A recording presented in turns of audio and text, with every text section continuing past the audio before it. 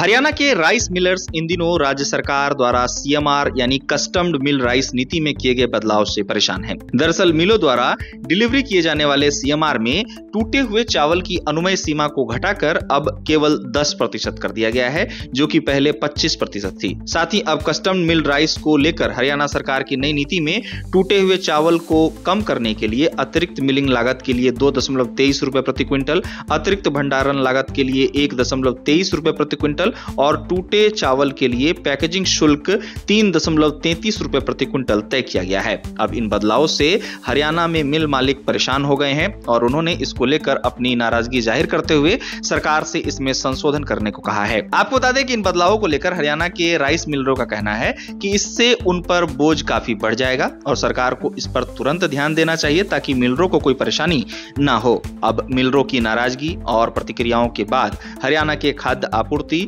नागरिक एवं उपभोक्ता मामले के मंत्री राजेश नागर ने कहा है कि मिलरों की जो भी मांगे हैं वो 15 दिनों के भीतर पूरी कर दी जाएंगी, लेकिन मिल मालिक अभी भी कस्टम मिल्ड राइस यानी कि सीएमआर नीति के तहत पंजीकरण कराने से हिचक रहे हैं। मंत्री राजेश नागर का कहना है कि नीति में बदलाव को लेकर उनके पास कोई स्पष्टता नहीं है। उन्होंने मिलरों को आश्वासन दिया है कि मुख्यमंत्री ने 15 मार्च के बोनस को 30 जून तक बढ़ा दिया है और वर्ष 2024-25 के लिए जमाखोरी शुल्क माफ कर दिया है। नागर ने कहा कि सरकार चावल मिल मालिकों की समस्याओं का समाधान करेगी और उन्हें अपनी ओर से यह सुनिश्चित करना चाहिए कि किसानों को चालू धान खरीद के दौरान किसी भी कठिनाई का सामना ना करना पड़े। इसके साथ ही उन्होंने कहा कि केंद्र सरकार ने चावल मिल मालिकों को शीघ्र भुगतान और अगले 2 वर्षों के भीतर एफसीआई गोदामों में भंडारण की कमी को दूर करने का भी आश्वासन दिया है। आपको बता दें कि इन सभी मामलों के बीच सबसे मुख्य चर्चा इस बात की है कि आखिर इन आश्वासनों के बावजूद